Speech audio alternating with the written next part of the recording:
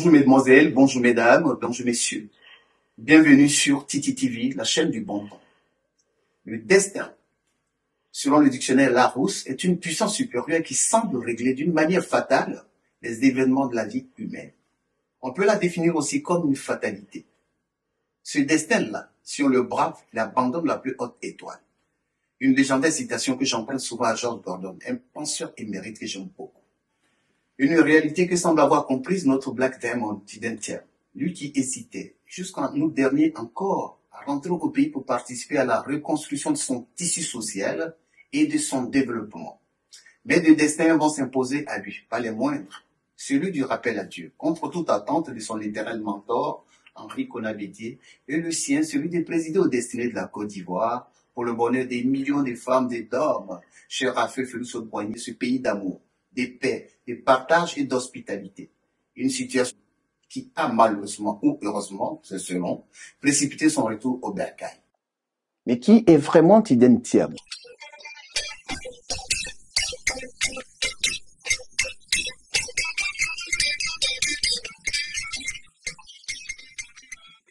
Né le 29 juillet 1962 au bord de la lagune Brié, précisément à Abidjan, Tidentium a été révélé à la nation ivoirienne en 1994 sous le magistère de feu Aimé Henri Konan-Bédié en tant que directeur général de la direction et le contrôle des grands travaux qui deviendra 2 années plus tard Bureau national d'études techniques et de développement, BNET.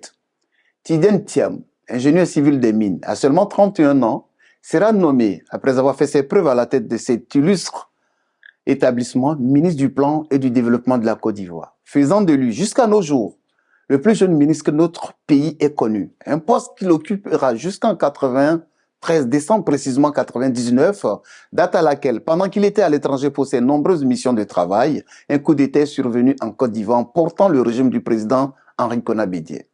À son retour au pays, il sera arrêté et assigné à résidence pendant quelques semaines, avant d'être relâché pour se voir ensuite proposer le poste de Premier ministre par le général Gueye, commanditaire de ce coup de force.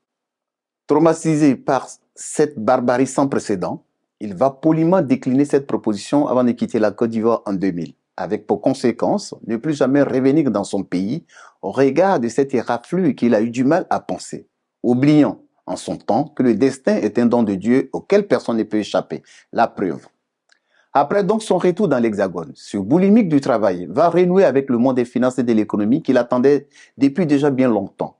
C'est ainsi que, de McKinsey au Crédit Suisse, en passant par Aviva et Prudential, notre Titi national va imprimer sa marque sur ces multinationales, faisant de lui l'un des papes incontestés du monde des finances. Un parcours qui lui vaudra d'ailleurs de nombreuses distinctions, dont la plus emblématique reste celle du Forum économique mondial de Davos. Un de ses proches collaborateurs nous disait à ce propos qu'il n'y a plus de place dans son salon pour entreposer toutes ces distinctions. Elles sont tellement nombreuses. Fort de cette expérience sur le plan international, Tidentium sera sollicité par les plus grands de ce monde pour des conseils en économie et en finance, parmi lesquels David Cameron, Barack Obama, Bill Gates, Paul Kagame et bien d'autres encore, sans oublier Emmanuel Macron, avec qui il a toujours eu une relation particulière. Ce dernier lui a même proposé en son temps le portefeuille gouvernemental du ministère de l'économie et des finances de la France, une proposition qu'il a déclinée avec élégance.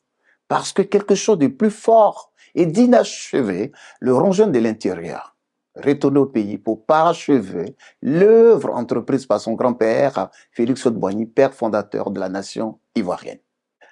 Une décision mûrement réfléchie qu'il comptait mettre à exécution à la fin de l'année 2023, mais qui fut anticipée avec le brusque rappel à Dieu de son mentor Henri Konan-Bédié, le Sphinx de Daoukro. Celui-là même avec qui il avait des relations très privilégiées et qui avait fait de lui sans surprise son joker. Mis devant ses responsabilités par la mort de HKB, Tidentium sera obligé de rentrer plus tôt que prévu pour participer en décembre dernier au congrès de son parti, le PDCI RDA. Congrès au cours duquel il a été plébiscité président du plus vieux parti de la Côte d'Ivoire. Une victoire qui